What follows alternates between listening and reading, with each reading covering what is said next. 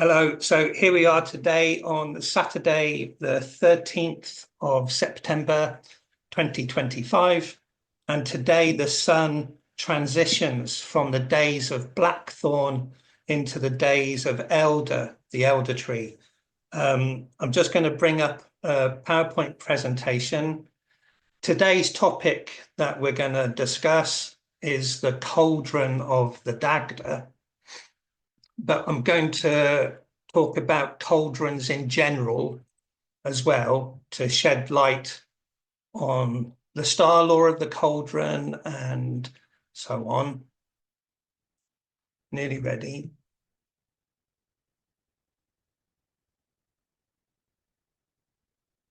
Okay, right. So sorry about that. It takes me a faff to get the PowerPoint up. So just before we get started then, our first year, 2022, we looked at the basic law of the elder tree. So that's all still on YouTube. If you want the basic information about the elder tree, look on the YouTube channel for Elder Tree 2022. And then the following year, we looked specifically at herbalism. So if you want the herbalism of the elder tree, that's Elder Tree 2023. And last year we looked at gods and goddesses. So again, mythology of gods and goddesses and the elder tree, 2024. So this year, we're looking at different grove cards from the Ogham Grove Oracle deck. Now, the picture on the left-hand side is the grove card for the Cauldron of the Dagda.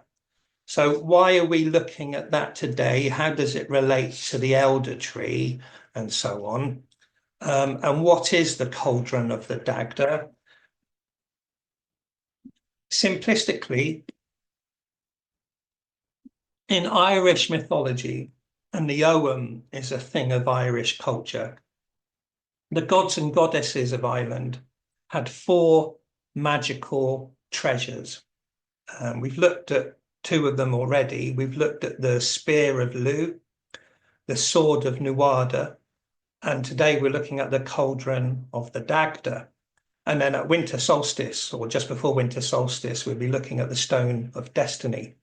So these four magical treasures of the gods and goddesses of Ireland are very potent magical artifacts which you can use yourself as empowerment. You know, when you're working within your grove, you could do a visualization of holding the Sword of Nuada and working with the Sword of Nuada or the Spear of Lugh and so on. So these are actually kind of four treasures of sovereignty, of self-sovereignty, or of self-empowerment and connection with your eternal self, if you like. So sympathetic magic with Celtic mythology. So there was logic to putting the spear with the ash tree at the spring equinox, which you can go back and look at. If you put ash tree 2025, you can find that. And there's logic to star law logic and other mythological logic for having the sword at the summer solstice with the apple tree. So again, you can go and look at apple tree 2025. We've already covered that. So just as well, just as the spring equinox fits the spear and the summer solstice fits the sword, the autumn equinox, which the elder tree is going to take us to the autumn equinox and beyond, fits in with all the star law to do with the cauldron, and cauldrons in many different stories. I'm going to touch on some of them. So that's why I placed the Cauldron of the Dagda with the elder tree, to place the Cauldron of the Dagda with the autumn equinox. And you know, we can talk about the logic of that. One fun thing with the Dagda's cauldron, its name in Irish is ANSIC. So like pronounced, I guess, like Ansic, Ansic. And Ansic, if I'm pronouncing it correctly, means undry. That is, it's always wet. The cauldron is always wet because it gives food and drink endlessly to whoever needs it. It's a never-ending supply of food and drink. So because it's a never-ending supply, it never dries out. And that's what's meant by ansic, undry. So it means it's never dry. But I've seen on the internet and in other places, people have said that the Dagda's cauldron is called Undri, and it's not. It's just a bit of Chinese whispers. Undri isn't the name. It really is undry, which is a English translation of ansic. Anyway, so don't go calling it Undri. It's undry is an English translation. So before we then go into concepts of the cauldron, I don't have any artwork of Dagda, only this cartoon, which I did a long time ago. But the main attributes of Dagda is that he's the old father god of the Irish pantheon. Dagda literally means good god or father god. And he's famous for his cauldron that never runs dry, his club, which is so big and so heavy that he has to drag it along the ground. Well, I've done with the cartoon here. And he also has a magical harp. And with the magical harp, he keeps the seasons of the year turning. So he's kind of a god of time, if you like. And his harp is called four-angled music, or music of the four quarters, which is a lot like the Ogham Grove as a year wheel of four acma, four quarters, if you like. Anyway, so I don't have any artwork of Dagda other than this cartoon, but I did find a really lovely picture, which I'm going to share with you. So before we get into the Dagda's cauldron, we're going to go back in time to arguably the origin of the cauldron in Celtic mythology. So this star map here primarily shows a big serpent, which is called Hydra, the water serpent. And the head of the Hydra on the far right-hand side is in the portion of sky that is Cancer the crab, which is also the portion of the sky that is the summer solstice, which is also the beginning of the third acma. So we're about to, the elder tree is the end of the third acma. So on the far left-hand side, you've got the tail of the serpent, the water serpent, and sitting on the tail is a rather not very well-known constellation of the owl, Tuittuwu. The owl of wisdom is there with the elder tree at the end of the tail of Hydra. But in the middle area are two really wonderful constellations, and these constellations in the middle find their way into Celtic mythology. So the golden vessel is the heavenly grail. It's called Krater the Wine-mixing Vessel. And next to it is Corvus the crow. So you've got a black crow next to a heavenly wine-mixing vessel. So first of all, it's really interesting that the third acma begins with the grapevine, because halfway through the third acma is the constellation of the wine mixing cup. So this is the big story, and the cauldron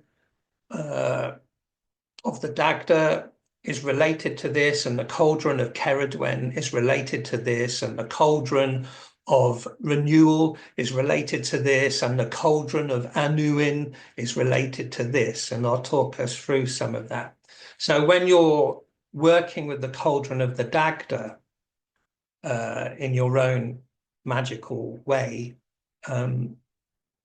it's the cauldron, the heavenly cauldron, and the heavenly cauldron is the inspiration of lots of cauldron stories. So Dagda's cauldron is just a Irish observation of this great, never-ending cauldron that never dries out. So a couple of years ago, I created this to kind of show the same star law as that, but related to the trees. So for the third ACMA, first of all, you have vine and Cancer the crab, and then you have ivy, takes us into Leo. And then you have broom, blackthorn, and elder. The last three trees of this third ACMA are the triple goddess of the Ogham grove. So broom plays the maiden, blackthorn the mother, and elder the grandmother. Now, all three ladies, if you look at the bottom, all three ladies are an expression of Virgo. Virgo is the great goddess in the zodiac, the cereal goddess. So broom is mostly Leo, but she has her toes on the first few days of Virgo. And the important thing with broom is that the cusp between Leo and Virgo is where Krater the Wine-mixing constellation is. So that's why I call broom the Grail Maiden, because her bit of the night sky is that heavenly cauldron. The next tree, blackthorn, and today we leave blackthorn and we enter elder. The blackthorn is completely Virgo. She is the cereal goddess, the mother goddess, who in classical mythology was Ceres or Ceres, and she finds her way into Welsh bardic mysteries as Ceridwen. Same thing with the cauldron, and Ceridwen's son is Morvran, which means the great crow. So on the broom side of Virgo, Leo, you've got the heavenly cauldron. And then in the blackthorn side of Virgo, you've got Corvus the crow. It's a constellation. And in the story of Ceridwen, her son is the great crow, Morvran. So we now today transition from blackthorn into the elder tree. And elder is the last aspect of Virgo, and she is literally balanced between Virgo and Libra. The center line between Virgo and Libra is the autumn equinox. And it was quite interesting looking at this star map that at the tail of Hydra is the owl.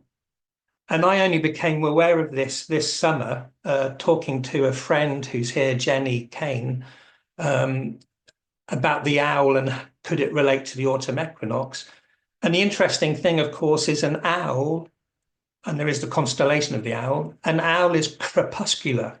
Crepuscular means it's a creature of dawn and dusk. It's twilight is when the owl comes out. So here with the elder tree, she is divided, half Virgo, half Libra, half in the light side of the year, half in the dark side of the year, just like the owl being twilight between day and night, the autumn equinox holding that liminal space balanced with the scales of Libra. It's a lovely idea. I wish I knew about the owl when I did this artwork. I didn't know about it, but I will be incorporating the owl now. So Krater, the wine-mixing vessel, Is that anything to do with Celtic culture? Well, yes, it is, of course. Our friend here, Vanya Orr, introduced me to this artifact a year or so ago, and it's a great big crater. The word crater sounds like a dent in the moon. It's not a dent in the moon.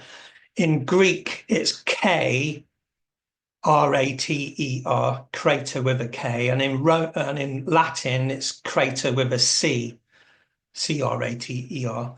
But a crater is a big vessel for mixing wine and water, usually for sacred ceremonies or mystery rites, or an alchemical marriage, a sacred marriage.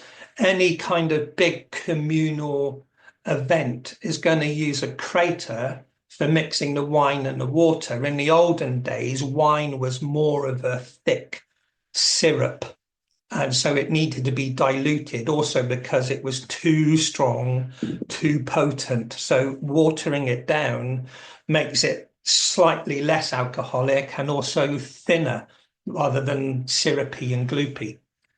So this thing, although it is Greek or Etruscan workmanship, belongs to the Celtic world.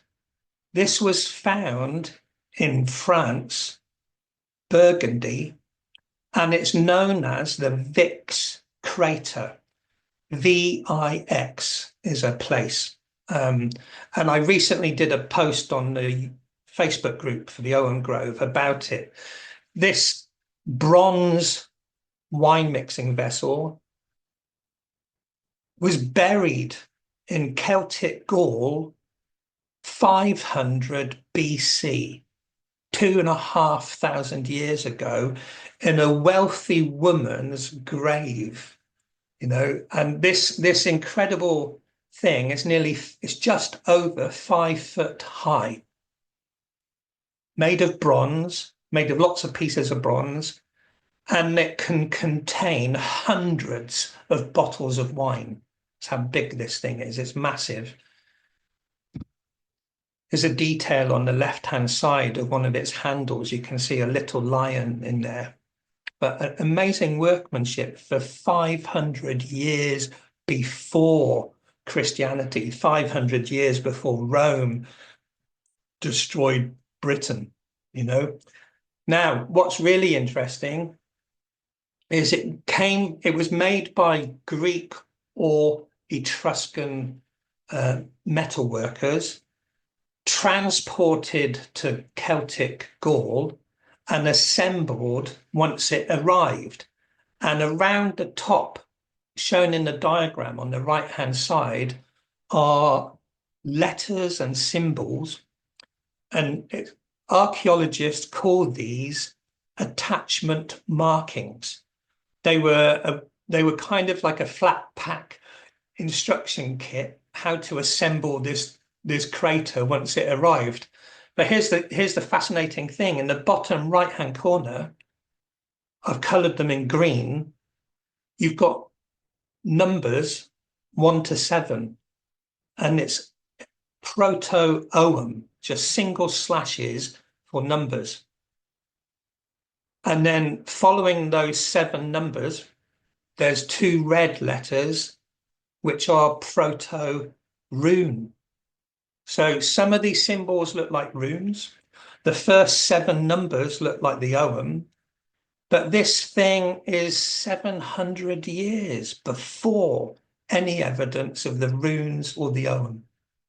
It's amazing. So it's a glimpse of something going on in Celtic Europe before we have ogham, before we have runes, before there are any stories written down about the Dagda or Ceridwen. This wine-mixing vessel, so important, 5 foot high, buried with the local queen of the Celtic tribe in Burgundy.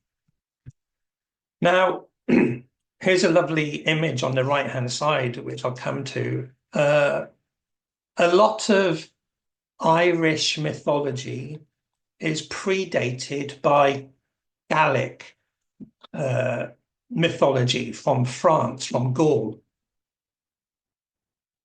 For instance, the gods Ogma and Lu in Ireland were written around about the 9th century. That's when the first writings date to. But in 2nd century Roman Celtic Gaul, there was already Ogmius and Lugus. So Ogmius and Lugus quite clearly seem to be forerunners of Ogma and Lu. And the main symbols of the Dagda are his great big club and his cauldron, as well as his harp. Now, there's this god from Romano-Celtic Gaul from about the 2nd century, and his name is Sucellus, Sucellus, Sucellus. And he's usually depicted with a great big hammer, like a great big mallet, and a vessel. So just like Dagda having a big club and a cauldron, Sucellus has a vessel, a drinking vessel, and a great big hammer. So the wonderful image on the right-hand side, I don't know who the artist is. I found it online. It might be an AI image. If anyone knows if there's a real artist, let me know and I'll credit them. But I couldn't find an artist name. But if I was to draw the Dagda, I would draw him a lot like this. You know, he's got that kind of big, powerful Zeus, Jupiter, big beard, strength of an all-father figure. And he's got his big hammer, because it's Sucellus, not Dagda. And he's got his wine-mixing vessel with the 2 handles, you know. So you would only need to change it a little bit, turn the hammer into a club and the crater into a cauldron, and it would be a perfect kind of druidic-looking Dagda. But anyway, I don't know who the artist is or whether it was AI or not. But it's kind of, it sings nicely of Sucellus, god of wine, being a forerunner of the Irish god Dagda and his never-ending supply from his cauldron. So just like there's forerunners in Gaul, we have it too in Britain. So the image on the left, and I'm drifting away from the Dagda a little bit, but I'm staying with the cauldron. The image on the left is from Gloucester, in Gloucestershire, on the east side of the River Severn from Wales. So very close to Wales, just across the River Severn, you have Gloucester. And Gloucester was a big Roman town, or Romano-British, Romano-Celtic town. And the figures depicted in this are Mercury on the left-hand side with his caduceus and a cockerel. But on the right-hand side is the goddess Rosmerta. And Rosmerta is the great provider. I would argue that she's the mother goddess Cassiopeia at the center of the Milky Way. And I have talked about that. Our most popular video is the Great Mother Goddess of the Celts. You can find that on the YouTube channel. But Rosmerta means great provider, and she's usually depicted with a bucket, i.e. think cauldron, and a ladle. And this ladle has a relationship with the bucket and the stirring of the bucket. And in her other hand, she holds a staff, which is a central axis vertical to the pole star area from the center of the kingdom to the center of the night sky. So many, like over 1,000 years before any written evidence for Ceridwen and her cauldron being stirred, there is depictions of the goddess Rosmerta with her ladle to stir her bucket. And of course, the night sky is the cauldron or the bucket, and the ladle is what we now call Ursa Major, or Americans call the Big Dipper. You know, it's this big spoon that stirs the stars, and as the stars rotate, who or what is stirring the stars? You know, well, it's Cassiopeia, the mother goddess on the Milky Way. So you have the constellation of the mother goddess, which the Welsh call Llys Don, Don being the mother goddess. And next to her is the Big Dipper, the big ladle, and the stars turn around the pole star. So Rosmerta was representing that 2nd century AD. And it's another 1100 years before the Welsh bards are describing Ceridwen's cauldron being stirred for a year and a day, a whole year wheel stirring. Just an example of cauldron lore. Now, in the Ogham, and we already touched on this, the older tree, so I can't remember what year it was, but volume 3 of our journal, Voices from the Grove, was about the older tree. And the older is directly opposite broom, which is shown on the right-hand side. So there's a polarity connection between the older tree and the constellation of the cauldron with broom, Krater the Wine-mixing cup. And I've illustrated the crow next to it. But this is a relationship between broom and older. Now, with the older tree, you have the mythology of Bran and his sister Branwen. And in the story that's told about them, there's a mysterious cauldron of renewal, where the dead can be put into the cauldron and brought back to life. A similar thing is said of the Dagda, not with his cauldron, but with his club. With his club, he can kill with one end of his club, and with the other end of his club, he can bring the dead back to life. So there's something going on there about this renewal or a magic of life and death, if you like, with the Dagda's club, or with the Cauldron of Renewal from the story of Bran and Branwen, so that's the older tree broom. But then there's also this pattern. So now we go from broom to blackthorn, where we're completely in Virgo, and Virgo is directly opposite Pisces. So the Virgo Pisces gives us the celestial mermaid, Melusine, and she's right there. If you look at the bottom, there's the crow with her next to the cauldron. So this heavenly mermaid or lady of the lake is down in the deep, deep water with this cauldron of renewal. Now, what's interesting is the Pisces bit. So that would be volume 4 of Voices from the Grove. The willow tree is Pisces, is the 9 maidens.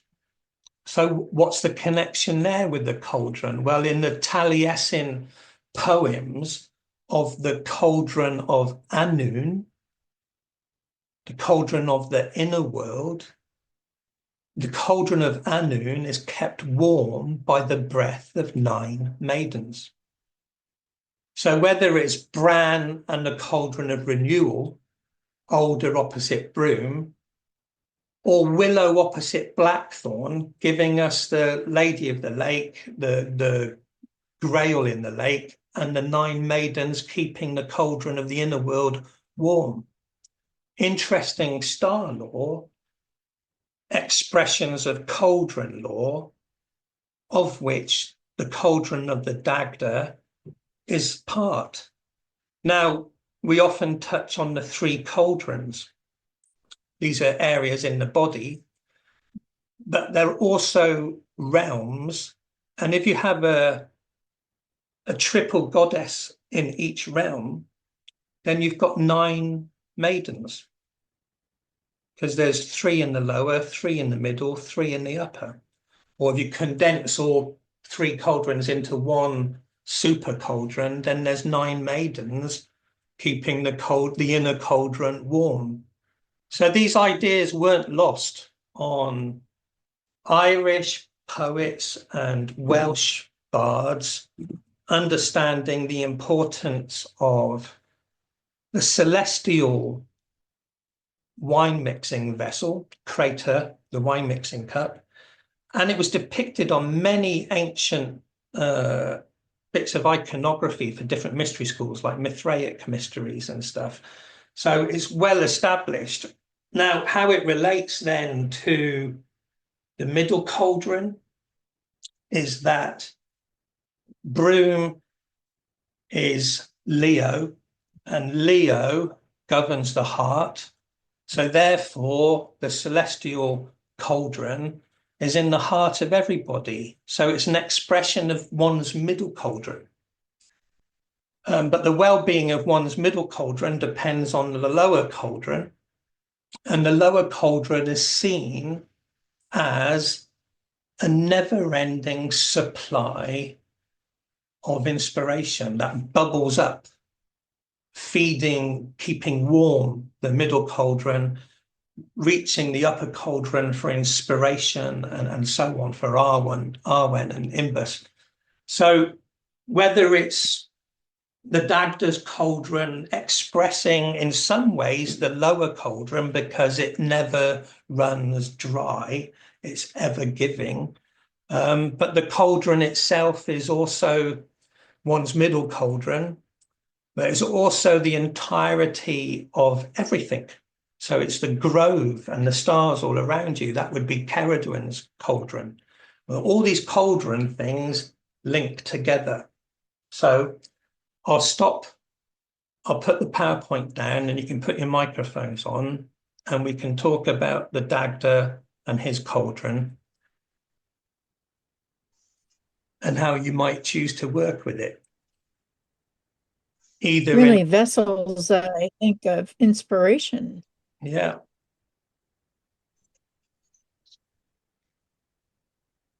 The Annwn, do you mean? Do you mean the Annwn, the inspiration? Oh, yes. Imbas, Annwn.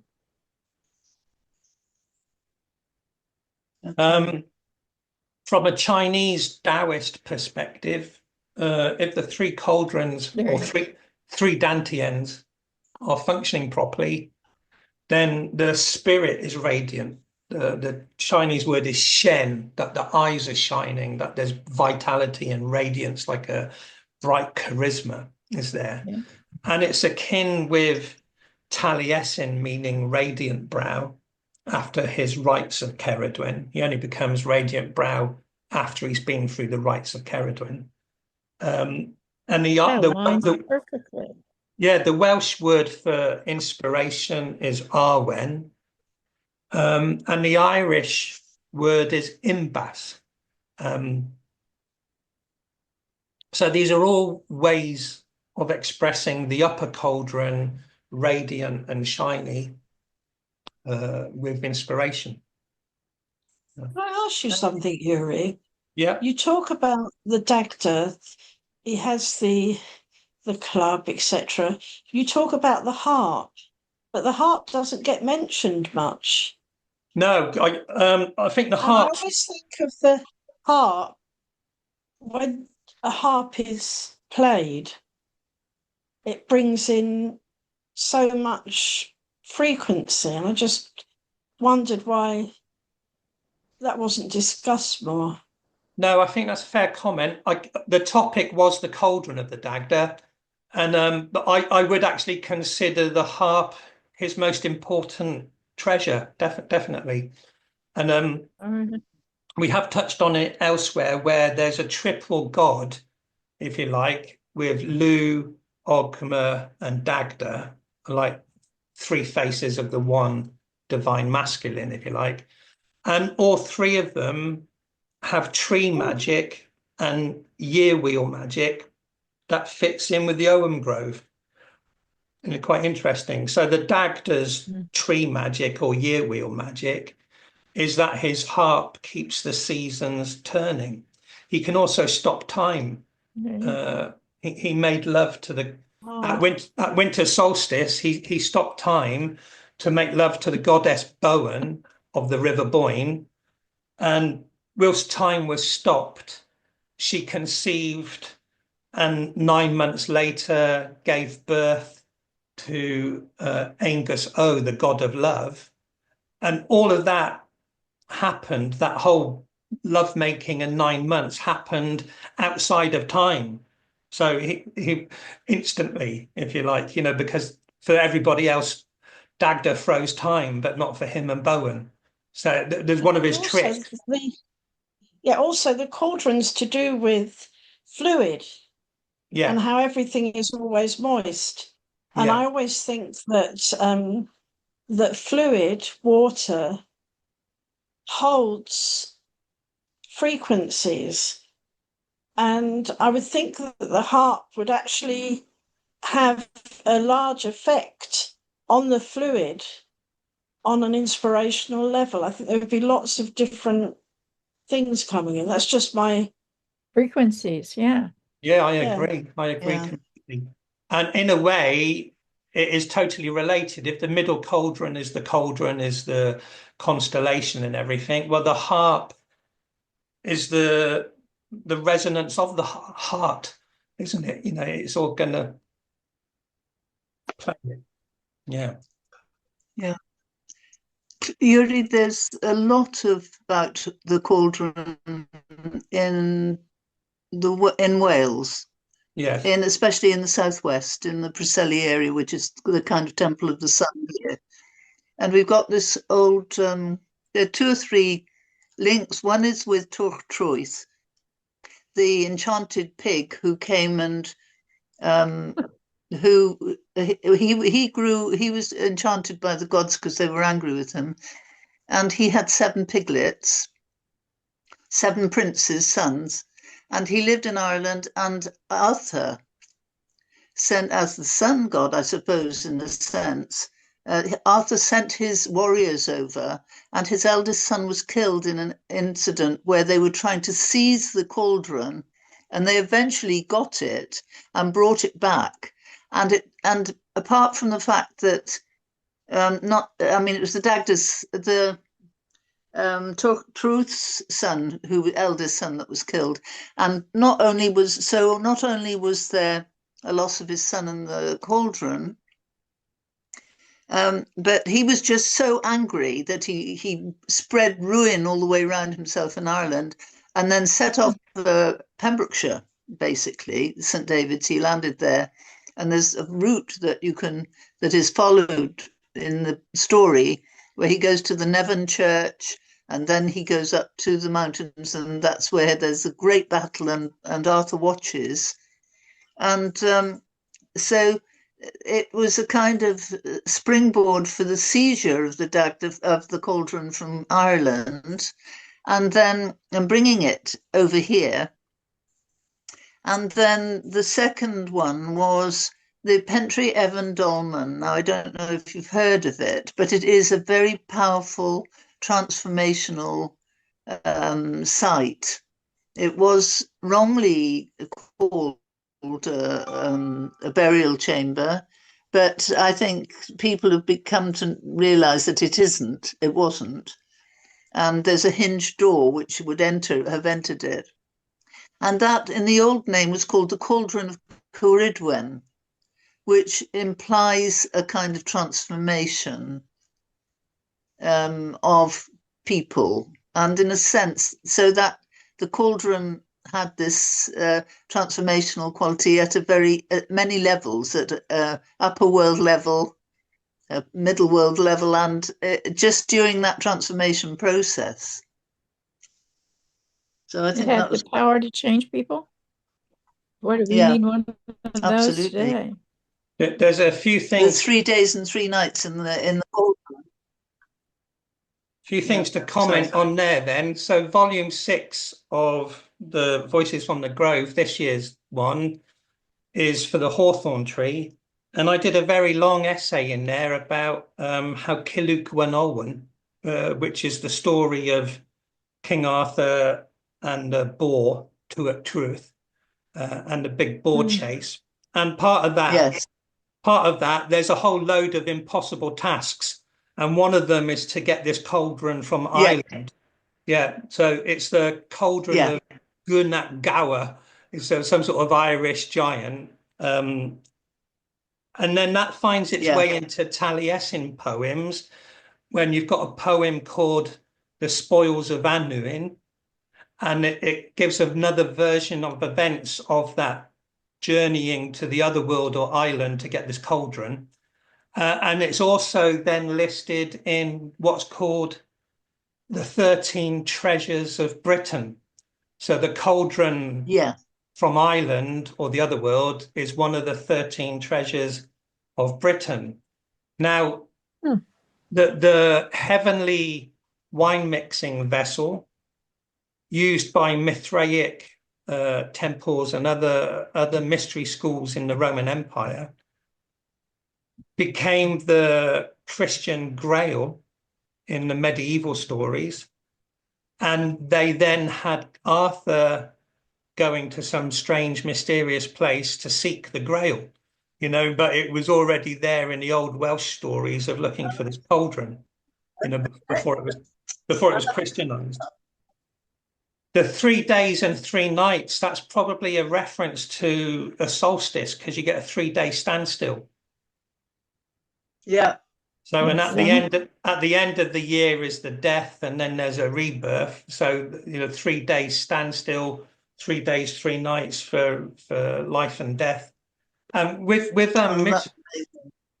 mystery schools, when someone would go into a mystery, they would become an initiate, and their old self symbolically would have died. Because when they go through the rites of passage and then they're an initiate, they're considered reborn, that they're alive to their old self being dead, sort of thing. So there is that kind of, there's no rebirth without death. So if you're looking for a rite of passage initiation, the old self has to die. And then they were sworn to secrecy. If cults were sworn to secrecy after the death and rebirth, they're dumb. They can't talk. They can't say what they saw. There'll be no speaking of that, right? Yeah. I don't know what you're talking about. Nope. What cauldron? What cauldron? What liquid? Yeah. And interestingly, on the back of the inside, there's a really deep marking of a pig, a great big sow, looking very sort of happy and contented and sort of shaking her ears in the wind, sort of thing. It's quite interesting, yeah. In Irish mythology, the goddess Brigid has a few different magical animals, and one of her magical animals is called Torc Triath, the king of boars. Yeah. So that's almost the same name, but a different story. Well, it's the same. It is the same. Yeah. Totally. But it's not a monstrous thing. It's just Brigid's sacred boar, king of boars. Yeah. But I think that's because the English and the Christian thing demonized it, because Arthur was the kind of sun hero, wasn't he? And and they wanted to make him bad, look bad, really. And I think he wasn't perhaps as bad as he was justified in a sense in being extraordinarily angry because his eldest son had died and because he lost the Cauldron of Ireland, basically, I think. Well, obviously it's, there are different versions of it, but yeah. There's, like the legend of Hercules and the 12 labors of Hercules. Hercules has to achieve these 12 impossible things, and they're completely mythic. Well, it's the same with Arthur and the boar. The boar is just one of a long list of impossible things that Arthur and his knights have to achieve. So they're kind of doing a Hercules 12 labors thing. For instance, one of the things they have to get is the birds of Rhiannon to sing for Uspathaden Pengower at the wedding feast of Olwen. So he wants the three birds of Rhiannon to sing for him. Yeah. But that's the constellation, the summer triangle, you know. So in volume six, I kind of went through it in detail, showing the Star Lord patterns in the impossible tasks that Arthur and his knights had to achieve. And I'd love to do that. So that's volume 6. Grove. It's already out. It came out of Beltane. Okay. When did it come out? Is it on YouTube? No, it's a book. It's a Amazon. It's a book. Paperback book. Yeah. Okay. What's it called? Voices from the Grove. I'll send you a link. We have right. Oh, thank you. We have a journal. We have a journal that comes out each year at Beltane, and we've just done the 6th. I have everyone the last one then. So. Yeah. So in the Arthur stories, there is this magical cauldron from Ireland. It's never explicitly said that it's Dagda's cauldron, but it's from a giant. No. You know, and these stories written down by Christian scribes as well. So things get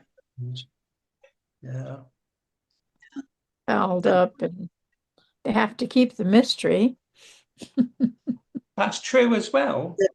You know, so in a mystery school, you get a whole load of symbols and iconography that to beginners, the beginners are told a beginner's story. And then as they go through the stages of learning more and more, they're told a more advanced story or a deeper meaning, which the first year students don't know. But the symbolism and the iconography hasn't changed, but the explanations have. It's amazing, isn't it? Yeah, you know. So like in the Grail romances, some Grail, the first Grail story it's a kind of banqueting bowl, like a communal dish. And then in the Welsh version, it's a head swimming in blood. And then Robert de Boron says it's the cup from the Last Supper. And then a German writer called Wolfram says it's a magical stone. So there's all these contradictory explanations in the medieval days about what the Grail is. And none of them are wrong. They're different symbols. They're different symbols from different mystery schools, you know, and well, so it's not a case of one being right and others being wrong. Yeah, the story of the head in the blood on a plate, that's John the Baptist, isn't it? I mean, as well. Yeah. So in the Welsh story, the knight is called Peredur. And it's a John the Baptist thing. So I think we touched on this somewhere. There's 4 magic items. They come from Ireland. You got the Spear of Lugh, Sword of Nuada, Cauldron of Dagda, and the stone, magical stone. But at some point in time, the Christian mystics of Europe decided that Jesus was the winter solstice, 25th of December. After the 3-day standstill, so you got the solstice on the 21st and you're born at the 25th, and the opposite time of year, the summer solstice. Oh my God. The summer solstice is John the Baptist, so you have 21st of June, and then 3 days later you got 24th of June, which is the feast of John the Baptist. The knights at the round table go looking for the 2 magic items of Jesus, which is the spear that stuck him in the side and the vessel that caught his blood. And Sir Gawain has to go and find, and I quote, the Saracen sword that decapitated John the Baptist and the dish that his head was put upon. So with At Jesus at winter solstice, you've got spear and cup. And John the Baptist at summer solstice, you've got sword and platter or disc. So that becomes swords, wands, cups, and discs of the tarot. But its forerunner was the Spear of Lu, Sword of Nuada, Cauldron of the Dagda, and the Stone of Destiny. So it gets Christianized in the medieval days and then finds its way more in the Renaissance. That's amazing, isn't it? Yeah. So there you go. Yeah. If you're working magically in your grove and you can call upon the 4 magical items or just one of them, that's up to you and your own dreams and visions. You know, how do you work with that? Wow. But I felt when I was doing the Oracle deck that the 4 treasures had to be there. And so Krater the Wine-mixing constellation made sense of putting the cauldron in the west at the autumn equinox. Oh, yes, I agree. Well, then it's water. Yeah. But I also agree with Rosemary. When I think of the Dagda, his harp is the most special thing to my mind. But the harp's not considered one of the 4 treasures. It should be, I think. Well, the Welsh have 13 treasures. Wow. Bridget, speak louder. Is there not 13 strings on a harp? Yes. Sorry, there's 13 strings on a harp, isn't there? Well, there's different size harps. Yeah. Yeah, different amounts. Oh, is there? Right, okay. Yeah. I thought there were 13 strings on a harp. Some have much more. Yeah. Yeah. Yeah, guitar could have 6, 12 or more. Is there? Sitar. Think of a sitar. I was told, well, I remember listening to a video and I can't track it down now. It was a long time ago. It was an Irish man that struggled. He's a very old man, an oldish guy, so he might not even be around now. And I couldn't find this video, but he was talking about how Ireland was really important because of the harp. The harp was used and the way it was all curved and the way it had these strings. Apparently, it represented the first like observatory for the star constellations was the harp. So you could map out the whole of all the constellations in the sky using the harp, and that in the courts of law, I don't know. That's why I wanted to rewatch this again because it was years ago I watched it. They don't have 13 strings anymore. They only have 12, and there should be 13. He was saying that there should be 13 on the original harp from Ireland. So that's why I said 13. And, and 13 is seen as an unlucky number, but it's actually, he said it isn't. It's actually a really powerful number. 13 adds up to 4, doesn't it? So you've got the 4 cross quarters if you add the numbers together.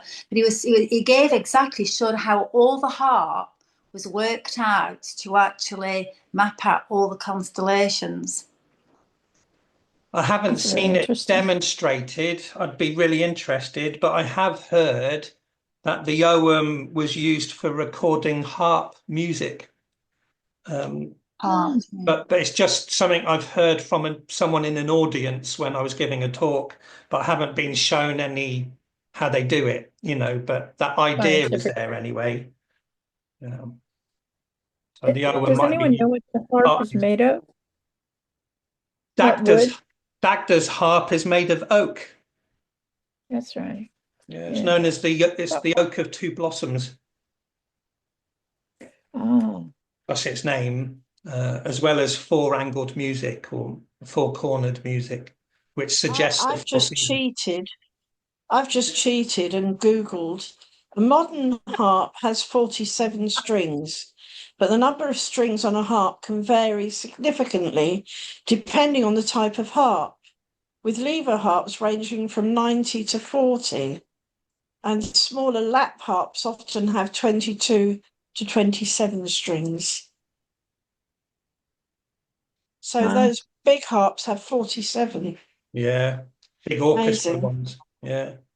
Yeah, the ones that are used for classical stuff.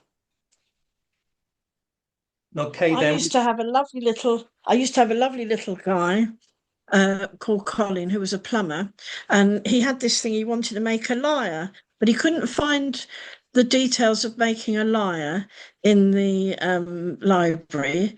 But there was one for making a harp, so he made himself a little travel harp. I don't know if you've ever met him, Yuri, but I met him at the Chalice Well, and he was very interested in fairy dances and flower essences, and he made this harp. How amazing is that? From a book from the library.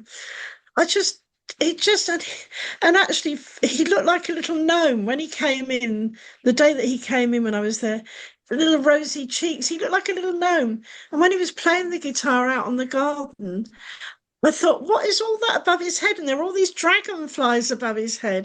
It was like something out of a movie. But yeah, Colin and his harp, beautiful, beautiful. Wow. Okay, we better stop this and do our meditation. So I'll stop recording and put your microphones off again.